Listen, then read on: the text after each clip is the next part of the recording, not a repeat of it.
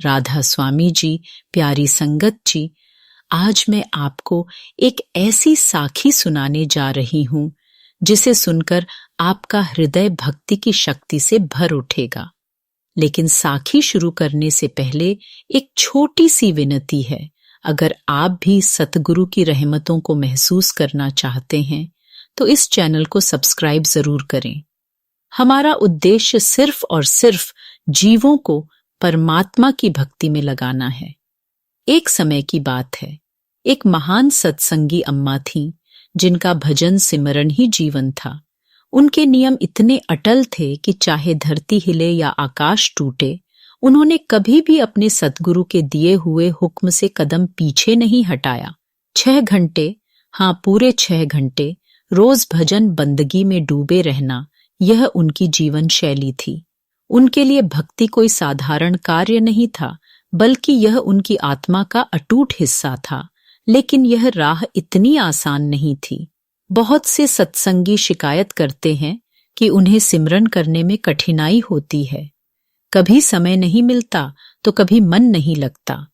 लेकिन जो सच्चे प्रेमी होते हैं, वे मन लगे या न लगे, नाम सिमरन में अपने निर्धारित समय को जरूर देते हैं।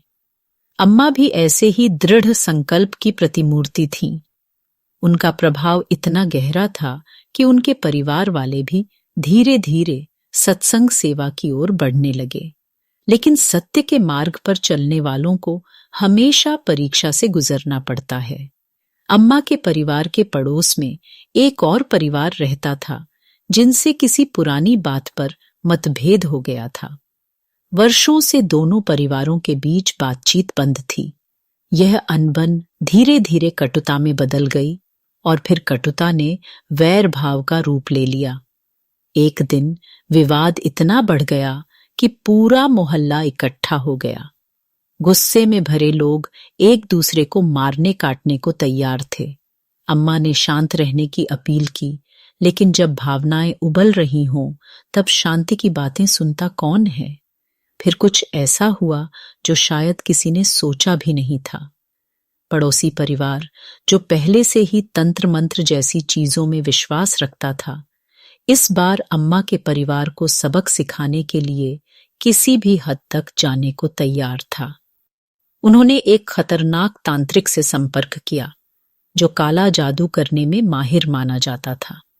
तांत्रिक ने उनसे कहा, अगर तुम इन्हें मिटाना चाहते हो तो मुझे उनके पैरों की मिट्टी, उनके कपड़े और उनकी तस्वीरें दो। फिर देखना, कुछ ही दिनों में इस घर से अर्थियां निकलेंगी। उन्हें लगा कि अब अम्मा के परिवार का अंत निश्चित है। तांत्रिक ने अपनी पूरी तंत्र विद्या लगा दी। मंत्र पढ़े गए, राख उड़ाई गई, घर के दरवाजे पर विशेष टोने टोटके किए गए। लेकिन हफ्तों बीत गए और कुछ भी नहीं हुआ। पड़ोसी फिर तांत्रिक के पास गए। बाबा, आखिर जादू काम क्यों नहीं कर रहा? तांत्रिक खुद हैरान था। उसने और भी शक्तिशाली अनुष्ठान किए।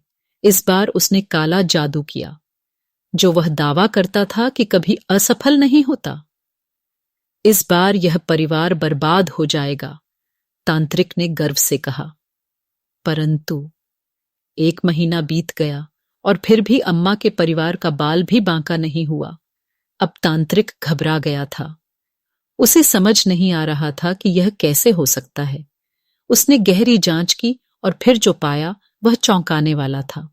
अगले दिन उसने पड़ोसी परिवार को बुलाया और कहा, तुम्हें पता है कि तुम्हारा जादू क्यों नहीं चल रहा? उस परिवार में कोई ऐसा है जिसकी भक्ति इतनी प्रबल है कि उसकी आत्मा एक दिव्य शक्ति से जुड़ी हुई है। मैं नहीं, दुनिया का कोई भी तांत्रिक उस शक्ति के सामने कुछ नहीं कर सकता।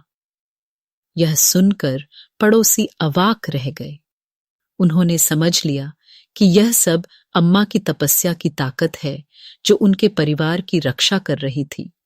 डर और ग्लानि से भरे पड़ोसी उसी समय अम्मा के पास पहुंचे और हाथ जोड़कर अपने किए की माफी मांग ली। जिस घर में सतगुरु का नाम सिमरन गूंजता हो, जहां हर कोने में भक्ति की ज्योत जलती हो, उस घर का कुछ भी बिगाड़ना असंभव है। यह साखी हमें सिखाती है कि सच्ची भक्ति किसी भी नकारात्मक शक्ति को नष्ट कर सकती है। चाहे कैसी भी परिस्थितियां हों, सच्चे प्रेमी का कोई बाल भी बांका नहीं कर सकता।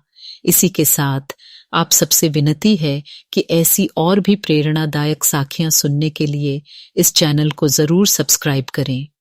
और अगर यह कहानी आपको प्रेरित लगी तो इसे अपने दोस्तों और परिवार के साथ जरूर साझा करें। राधा स्वामी जी।